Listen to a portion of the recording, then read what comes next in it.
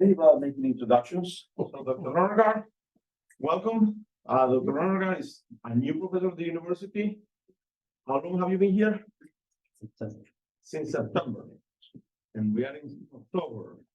Is your month already or not yet? Yeah. So you're coming from Idaho National Lab, you got your BS and Masters done? Pacific Northwest. Oh, Pacific Northwest National Lab. You got your bachelor's and master's from the University of Colorado and your PhD in material science and engineering from here. Then you worked for 2 years in infrared glass at the University of Central Florida, 2 years working with waste vitrification at Washington State, 5 years at Pacific Northwest National Laboratory, PNNL, and National Scientist Directorate. That's part of PNNL, right? And right, there is a lot of interesting stuff in here. You're gonna tell us about that, right? Yeah. All right. So All right. So the title's super wordy. I apologize. Today I'll be talking about thermophysical and optical properties of molten salts and advanced structural materials for molten salt reactors.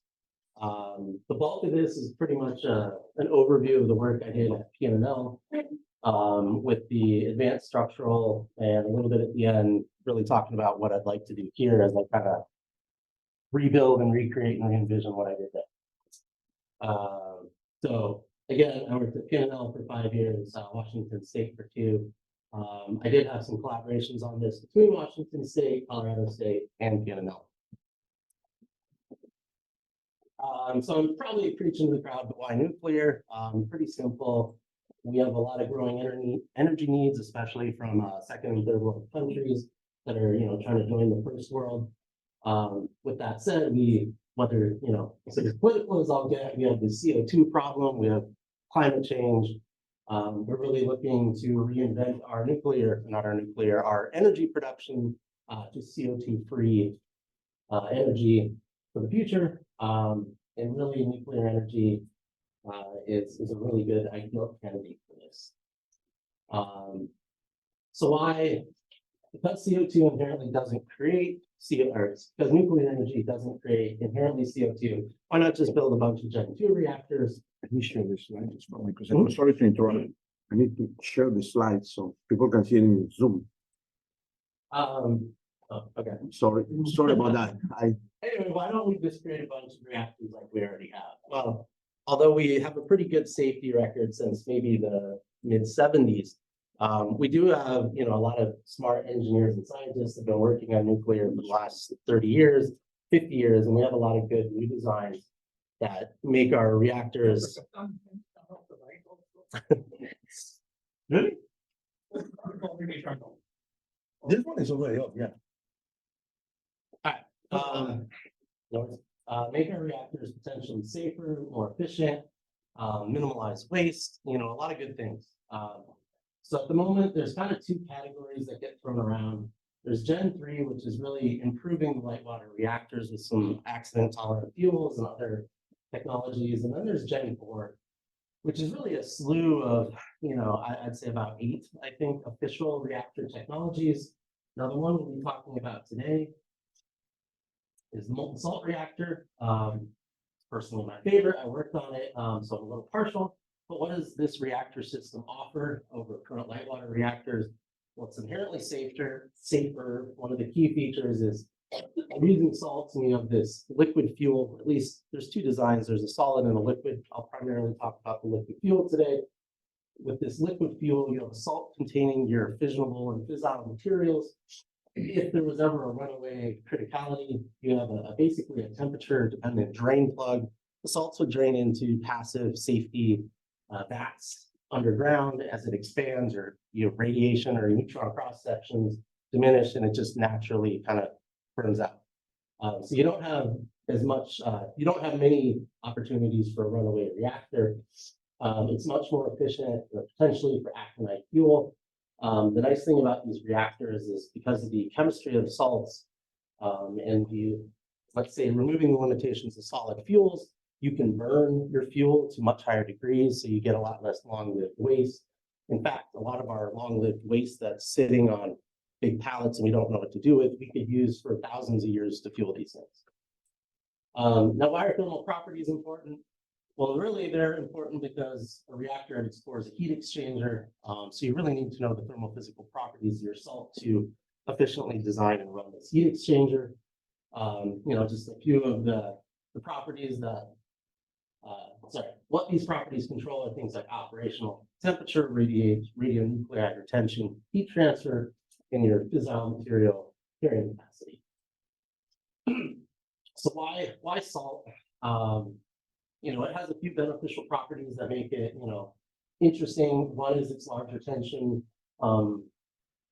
for nuclear materials. It's used in a lot of processing of solid fuels, so we already know a lot of the chemistry. It has really good conductivity compared to, say, water. It has high boiling points and low vapor pressure. So in theory, you have a large window of high temperature stability. We always want to drive up our delta T for any sort of heat cycle engine. The problem, though, if you look through the literature, and this is just looking at cooling salts for chlorides, is you find that there's really big gaps in the literature, and not a lot is well understood past maybe your single salt systems like your sodium, potassium, and lithium chloride.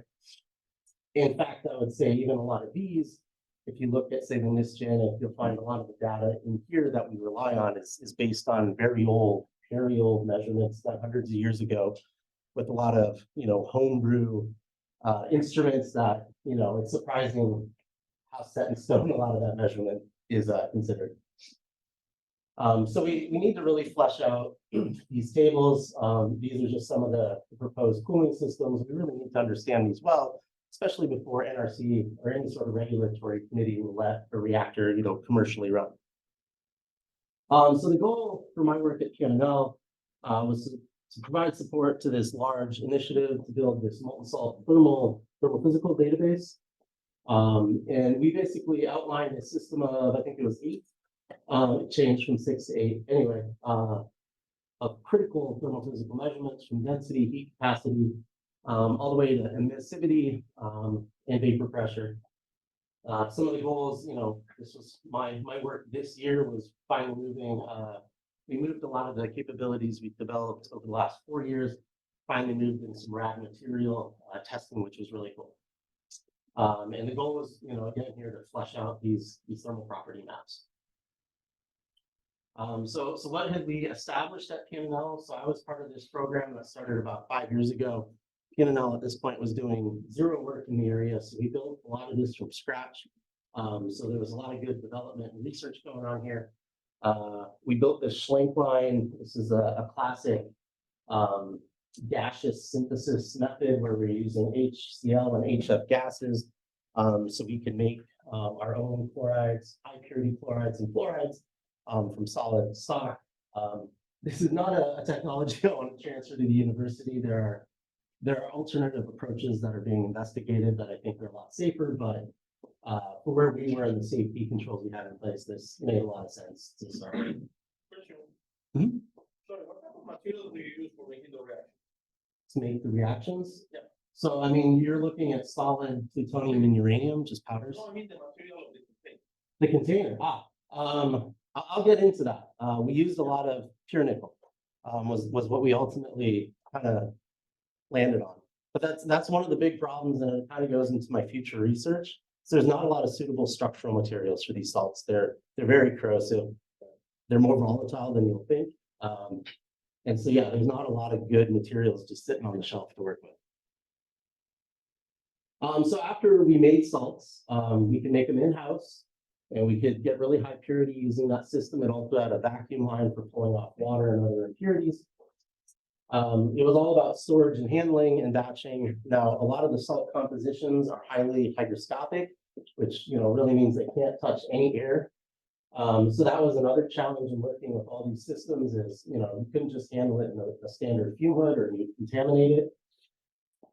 So we built some very specialized rad glove boxes that had a lot of passive safety features in case there was a breach. These were inherently positive pressure glove boxes that were capable of working with rather large doses of plutonium, which was pretty cool. So we could batch, we basically went to pretty basic mortar and pestle batching and weighing to make our salt compositions. Once we did this, we characterized it with a slew of instruments involving the TGA and XRD. TGA was really mostly there to see if we had any gross water content come off or any other sort of volatiles. XRD was just to make sure nominally it was pure crystalline whatever we were trying to make. And nominally we succeeded in this. Another method we stumbled upon that's used in some of the older papers is the Carl-Fisher titration. We had both a non-rad and a rad set up in a fume hood. So, you know, there's a lot of testing, and you'll look at the older papers on these salts, and a lot of people test salts and say they're nominally reactor grade, but they don't talk about handling, they don't talk about purity, they don't talk about water content. One of the big, large open questions in the community right now is, what does water do to these salts? We know that, you know, 10 weight percent and they're a puddle for a lot of them, but what does a fraction of a weight percent do? So this Carl-Fisher titration, in theory, you can get down to, I think it's like 3 or 4 ends or decimal points. So we basically are off the shelf, and some of our processed salts had anywhere from about 0.05, let's say, to about 0.2 weight percent water. Is about the purity we were working with. And then kind of to your question, how do you handle these salts? As you start looking through, you know, in this case, thermophysical testing, a lot of your classic testing equipment or a bit commercial available testing equipment, for liquids is really looking at polymers and waters and stuff that's not corrosive, stuff that's not high temperature, stuff that's not volatile.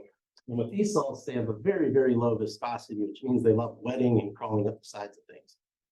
So we found out early on, and I don't think I have, no. I have another slide somewhere where we destroyed a couple of really nice DSC cells, learning out the hard way that off-the-shelf crucibles are not a good idea. A standard pressure fit, it'll pop it right out or volatilize through it. These salts like reacting with just about everything. A platinum base is a no-go. Copper, what's the Constantine or whatever that thermal likes to use. Anyway, it's a copper nickel base. It does not like that, even though it's a nickel base.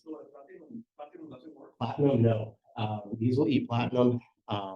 Again, a lot of the classic literature, if you go, you know, into the Oak Ridge reports, you know, the one demonstration that has been done, or there was maybe 2 with the AS, the Air Force reactor, and then the MSE reactor. They actually demonstrated and ran a fluoride-based molten salt reactor for about 4 years at Oak Ridge in the late 60s, I believe. So there is some, you know, experimental data they landed on, and it was one of the reasons they developed the Hastelloy metal, which is a high nickel alloy. Nickel is one of the few materials that seems to have some good corrosion resistance to these materials. So we went through a series of looking at stainless steel, another material they're thinking of putting into reactors to demonstrate with, which I think is a bad idea. Nickel, we were looking at molybdenum for a higher temperature, and although it had good corrosion properties, it's really brittle, at least the alloy we had. So there's still a need for higher temp metals, but nickel, as you know, you can get up to 1500 C roughly. Most of the proposed design temperatures are around 300 to 800 C, so you're well within, you know, your limitations and maybe some accident investigations of higher temps. But we developed some in-house crucibles where we machined them out. We had a press fit lid that we then laser welded shut. The goal here is we knew these salts were volatilizing more than than the literature suggested. We knew they liked the creep, so we needed a way to truly seal this. Press fitting, crimp fitting just didn't seem to work for us. So after we had a way to seal these, we went through trying to develop the actual measurement techniques. We developed a few density measurements. Now, these are a little bit of an aside, and I'll get back to why we use the sealed crucibles. But with density, we had several measurement opportunities. One of the reasons we went to this really simplistic technometry, and I have a TMA approach next. A lot of the literature uses Archimedes. There's a lot of really fancy neutron source stuff going on at Los Alamos right now, which I think is kind of ridiculous. It requires shutting down roads and costs millions of dollars for a density measurement, which I think is impractical for the number of tests we need. But Los Alamos loves doing big fancy experiments. The goal here was basically to design something simple that any research lab in the world could use. And the goal was also to have something scalable, something that you could get bulk properties out of a small quantity of salt. You know, if you want to test your plutonium chloride, pure plutonium chloride, it's going to be pretty dosey even at 100 grams. So something that you can test, you know, down to 20 grams and keep yourself at a shielded facility use was really the goal here. We found a paper on some coolant salts where they've done this crucible method. It's really just a geometrical approach. We thought there were a few flaws in it, but we thought it had some merit. So we investigated this, and we actually have some decent data coming out of this. Hopefully a paper next year. Another machine or instrument we use is this TMA. It's really a fancy dilatometer, so one-dimensional force measurement or travel. The key here is you can make a much nicer crucible with inferior lid. Now, again, the lid here still has to move up and down, so it can't be, you know, welded or sealed. So you still have the potential for salt to escape. But it's maybe let's say an evolution of the crucible method using, again, geometrical means. In addition to using the measurements, a big goal here is really to understand the structure of the salts. It may sound like these are super basic, you know, ionic bonds, but a lot of the high temperature properties, bonding characteristics, and structure is not really well understood. So we were working with Washington State. We also had some modelers in-house and some clusters, really trying to understand, you know, bonding structure in these salts. And now just kind of a look at the results we got. We can look at our picnometry method, which is number one is the purple diamonds. That was the simple crucibles. Number two, you can see here the two green dots was the development of the TMA approach. It wasn't nearly as far along. Again, we have some scatter. There's definitely some reproducibility, precision work that needs to be done with these crucible methods. But we were able to, you know, on average, take the classical data and do it in a very simple, what I think was rather elegant approach instead of trying a neutron source or building something like an Archimedes method that in theory you still have to get a bobber in, and it's, you know, there's a limit to how small you can scale that. The next thing here is just, we also were looking at this TMA. This is something that was in development, never got finished. You can use a parallel plate method in theory to measure viscosity. Now, whether or not you have enough surface area with the low Swan ratio of these salts, I don't know. But we were going to look at that, and we think we have a TMA here, and we may look at this again. So the next thing you can do with this TMA, which is really nice, is you can measure your phase mapping. Classically, this is done with something like a calorimeter, a BSC, where you can see actually the energy signatures.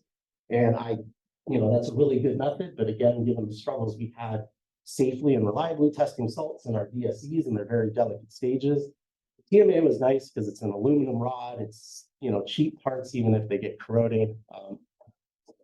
We also found that we were able to kind of, I think, going back to my ceramic sintering, I guess, knowledge, apply some sintering mechanisms to tease out both the solidus and liquidus transformations. So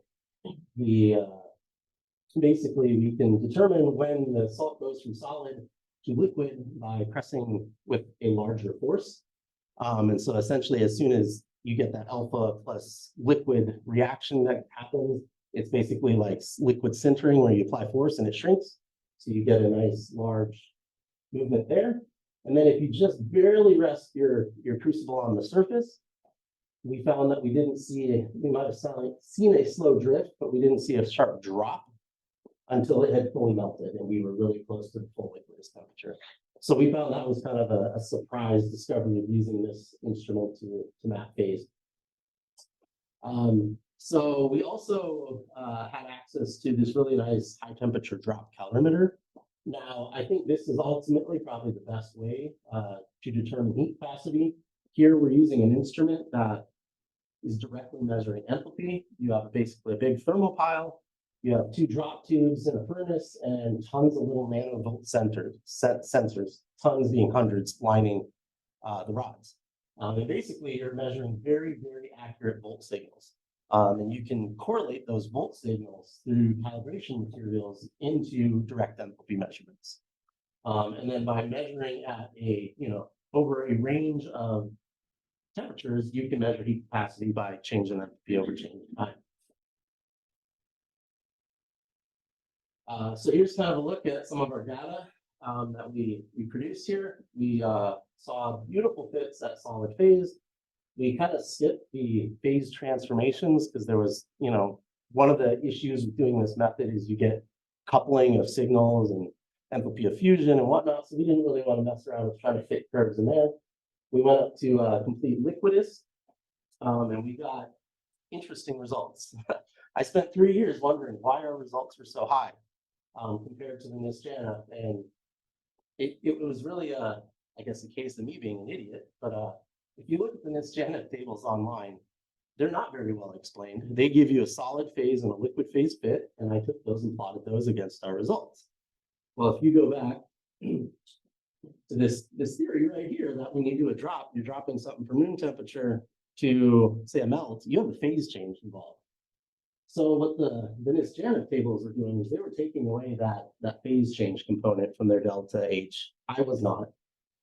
So the answer to this is really simple. We have a delta phase change in this data here that they don't. But what's nice about that is we can draw a line of our solid phase to this line, and we can actually measure our enthalpy of reaction as well through this data. The nice thing is, even though we had these offset enthalpy curves or enthalpy data points, the curves and slopes were very nice. They gave us really good data. Measuring this sodium potassium chloride system, we got a very nice fit, within error bars just about to the classic literature.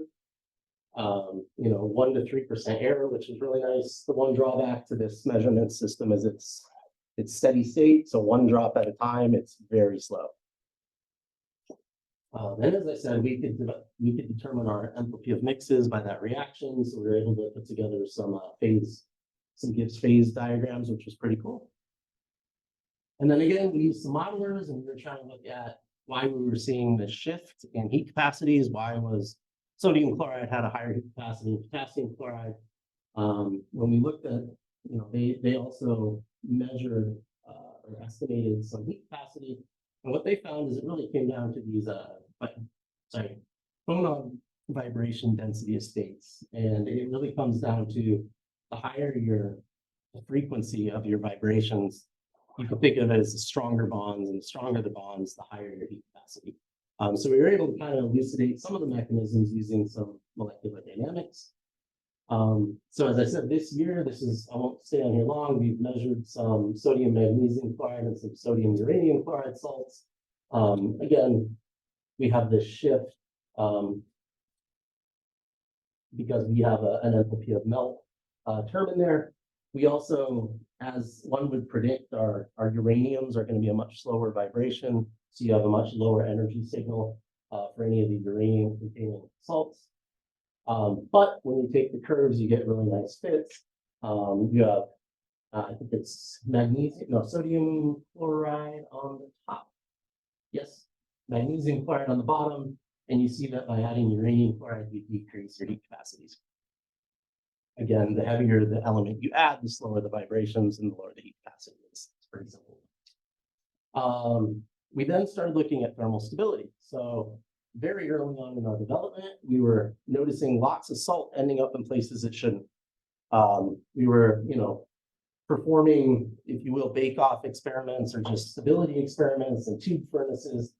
The literature said this was perfectly stable, so we figured it should just sit, or if it crept outside of its crucible, it should be in a little puddle right there.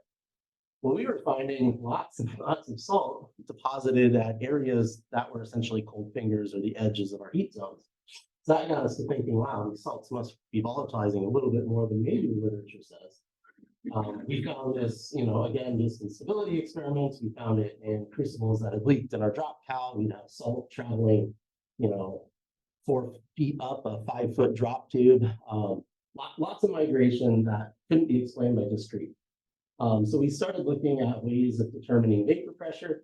One of the measurements, or the simpler ones, was the TGA ETA, using basically the mass loss curves. And through this, we were able to measure some of our salt vapor pressures, and we found a fairly large discrepancy. These two red circles here are, again, the 1000 is pure sodium, the 00100 is pure potassium, and we found a much higher vapor pressure at much lower temperatures for the salts we were testing that was found in the literature. I had a grad student, or still do have a grad student at Colorado State who was looking into this. She's doing a thesis on a lot of this. She started looking into the NIST-JANF and looking at all the papers they were using as source papers. We found that for one of these salts, the only source paper was something from 1920. You know, we're talking over 100 years old measurement experiment. No talk about how they handled the salt. No talk about where it came from, the impurities, how much water was in it. They literally said we got reagent grade salt from so-and-so at another university who melted it once. And that was, you know, I wish I could write a paper to that standard today. But again, people will fight you vehemently in the molten salt world if you say these are disagreeing with the NIST-JANF data. But we think they are. We also started trying to do this a little bit more accurately, so we're working on developing a mass spec system. Basically, we have not a very furnace there, but we have a mass spec system there. We have a furnace here, and we have cooling or lines transferring the vapor. We're working on a method to heat these lines because we don't want any of that salt plating out. But what we're finding is really interesting. We're seeing that there does appear to be differences in volatility. In this case, we're seeing our sodium chloride seems to be leaving at much lower temperatures than the potassium chloride. So there's some really interesting chemistry to hopefully to dig into here, and that's hopefully going to be continuing here as well as at Colorado State. So finally, the optical measurements. We have a couple of companies that were interested in measuring emissivity. They kind of opened it up to all the labs. I'm like, how would you measure this? I've used a lot of pyrometers doing high temp ceramic stuff. So I was like, hey, you know, this is all based on emissivity. If you just kind of flip it around and you don't know the emissivity, yes. Why do you want the emissivity? They actually won't really tell us yet. It's kind of a trade secret we're still trying to tease out, but they've contacted me again here about this capability. So I know they're interested in it. We think it's either standoff temperature detection, or at least the theory I put together and something I'm going to pitch is I also think a lot of the classic heat exchanger models are based on liquid and, you know, solid tubes without high temperature. I think these salts at the temperatures they're working on are going to have a significant radiative portion of heat transfer.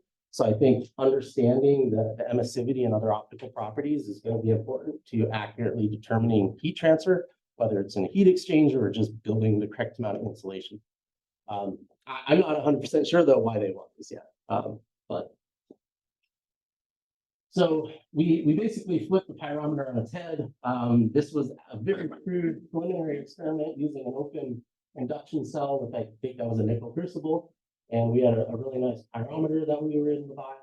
And we measured the emissivity at a single wavelength.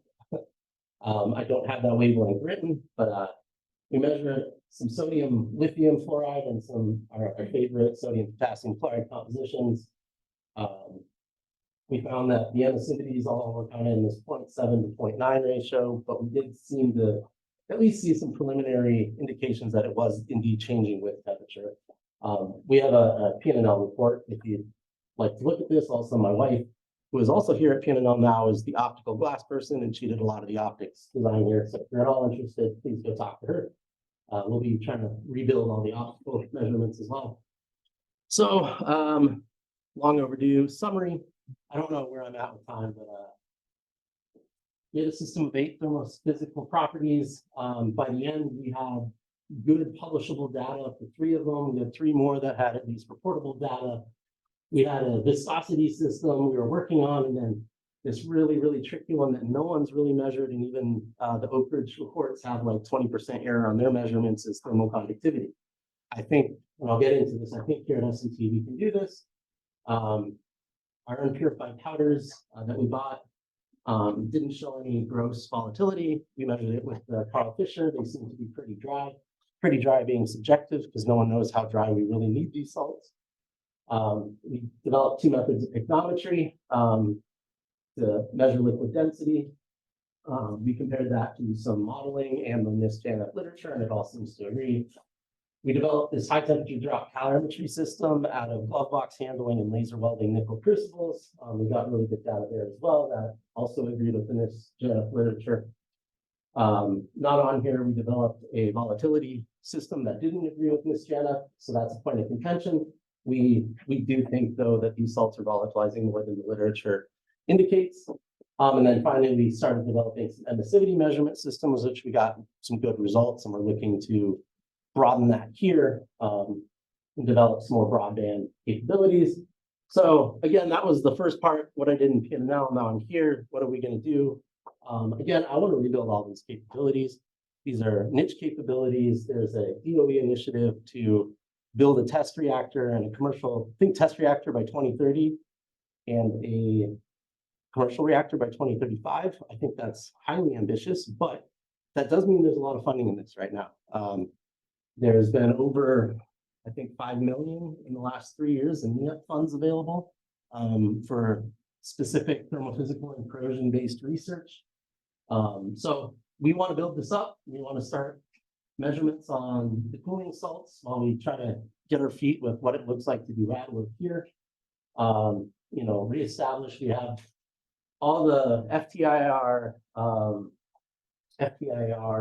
Raman, and everything we need to determine emissivity, wavelength, and structure. Again, continuing looking into those fluoride and chloride salts, start developing some more of those models with our collaborators, and possibly looking into more chloride and fluoride salt synthesis. Just kind of two measurement techniques that I think we can do here that I didn't show you. So we think we can get at thermal diffusivity with a laser flash. This is a modern method to determine diffusivity, which is used to calculate thermal conductivity with density and heat capacity measurements. So we can measure heat capacity and density, as I just showed you. No one has really been able to get thermal conductivity yet. I say no one with an asterisk. Oak Ridge does have a steady state device they've built that's using Fourier's equation and thermocouples. They seem to have gotten decent results, but that's also how Oak Ridge did it back in the day, and they had a 20% error bar. I don't know why they're not claiming that now, but they don't. So laser flash is pretty simple inherently. It's one-dimensional heat transfer. So furnace, steady state, good insulation. You shade a high power laser on one side of a sample. You measure the temperature rise and run on the backside, either through a pyrometer, or if you had a solid sample, you can just use probes. In our case, it'll be a pyrometer. For liquid measurements, this has been established. You can use crucibles. Now, either you got to do a lot of convoluted math to pull out the signal of your crucible. You have a thickness and a material. As the laser travels through three materials, the front face of your crucible, your salt, and the back face. We think, though, that compared to like a metal crucible or even a ceramic crucible, the thermal conductivities of these salts is very, very low, which basically means the resistance of the metal crucible should be nearly nil. So I honestly think if we can at least get good data from this temperature rise and run curve, it's pretty much going to be, we can ignore the thickness of our two metals. That'll be determined, but the other key here is using that laser welding technology to build a crucible that not only allows for the salts to nicely rest on each face without a gap. We think by developing some salt expansion channels, we can achieve that. Also, a crucible that doesn't allow salts to volatilize and destroy your nice laser flash. These things go from 250 to 500K. They're not cheap. You do not want to damage these. And so after that, differential scanning calorimetry, although I did say, and I still believe that calorimetry is in the drop cal and steady state is the best, most accurate method. It is incredibly slow, incredibly time intensive. We do have some nice calorimetries over in the MRC. This may not be the correct pictures. I'm using stock pictures from P&L, but we do have an STA, which is a combined gravimetric and DSE. And then we have that can go up to 1500C, and then we have a pure DSE that can go to 700C. I think we can basically repurpose our crucibles that we dropped into the calorimeter and get calorimetry data on one of these. It'll be a lot quicker and rapid flow through. what the accuracy we can achieve to be determined. At PML, I got at best 6%, but that's better than nothing to be reported. Finally, kind of tying in my classic research that I did here, I started off in Colorado and here working on ultra high temperature ceramics for aerospace applications. I did a lot of CNC, environmental barrier coating, and monolithic ceramic work. I really think the second big elephant in the room with molten salt reactors is how do you contain these salts? They eat away everything. The industry right now, I think, is kind of turning a blind eye and saying, well, we're just building a test reactor, so stainless steel or Hastelloy, which is NRC approved, will work. And we'll build small modular reactors and throw out cores every couple of years, which will work for demonstration purposes, but isn't really, I think, a solid plan for long-term commercial, not to mention waste management. So again, there's a lot of challenges in determining corrosion on materials. You have coupled extreme corrosive environment with irradiation, which makes damage mechanisms all coupled, and trying to determine is the irradiation or the corrosion really tricky. A lot of people have basically just done one or the other, so you have very limited understanding of the mechanisms going on. If you look at some of the traditional materials, this is stainless steel, Inconel, and Hastelloy. Basically, what you can see is a lot of people have done corrosion studies using mass balance and cross-sectioning. At lower temperatures, say below 500, Hastelloy stainless steel seems to hold up all right, assuming you have no water. As soon as you add any sort of water or oxygen contamination, the corrosion rates go through the roof. And as soon as you start getting up into temperatures that everyone really wants to run these at, 600, 700, 800, they also start eating away at these very rapidly. So really, to get these things commercial deployment of an efficient reactor that's anything more than a micro reactor, we really need to develop new materials. I've been working on high temperature ceramics for most of my career. I really think these are an awesome choice. If you look at the development of the aerospace industry, they've gone from high nickel alloys to ceramics as the new wave of materials for the same issues, corrosion and thermal stability at high temperatures. There was some scoping studies. I was tertiarily involved in this by UBS, University of Wisconsin, and S&T a couple of years ago.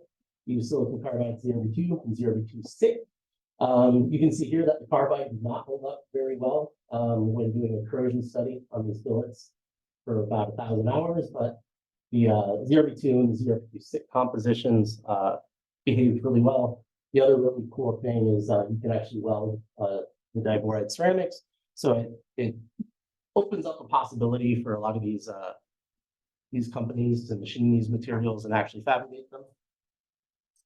Along with that, I think coatings are a next wave of technology we need to develop. You don't necessarily have to have a bulk ceramic. You can have a ceramic coating. There's a lot of polymer-derived approaches that give you silicon carbon oxide-based ceramics. These things are really cool. They'll have carbon backbones, making them highly impervious to oxidation, at least to a certain temperature. They'll stay amorphous to 1,000 or 1,500 C, which is higher than the temperatures in these reactors. If you have an amorphous ceramic-based glassy coating, you don't have grain boundaries to etch away at. So I think these could be really good corrosion materials. So with that, advanced ceramics for MSRs, extreme conditions and coupled radiation make these really hard. I think if we kind of look at the aerospace industry, they went through the same development cycle where they went with traditional nickel alloys, super alloys, and then they went through thermal barrier coatings on their alloys, and now they're moving to ceramics. I think the nuclear industry would be advised to skip the nickel alloy phase and just jump right to the ceramics. I think also we have good infrastructure here at this university. There's a lot of in-house capabilities here that you don't have a lot of labs, companies, or universities. You have a reactor, so you can do radiation experiments. You have a bigger reactor just up the road. You have a full-fledged nuclear engineering and material science department with a lot of capabilities and equipment. Again, we have a salt lab that we've now acquired in Fulton, so we're going to be setting that up. So if anyone's interested in doing any of this work, we should be starting some preliminary experiments on some of the clean salts soon. And then just, again, directions for me. I want to keep working on the hypersonics and the advanced ceramics work. I want to rebuild my molten salt lab. And I really want to merge the two because I think there's a lot of beneficial structural or applications for using high temp ceramics with the molten salt reactors. With that, I just want to thank you all, acknowledge a lot of people that helped me at P&L, WSU, and Colorado State. And just a list of references. And if you're at all interested, go to gen4.org. You'll see a lot of source material on molten salt reactors. So thank you.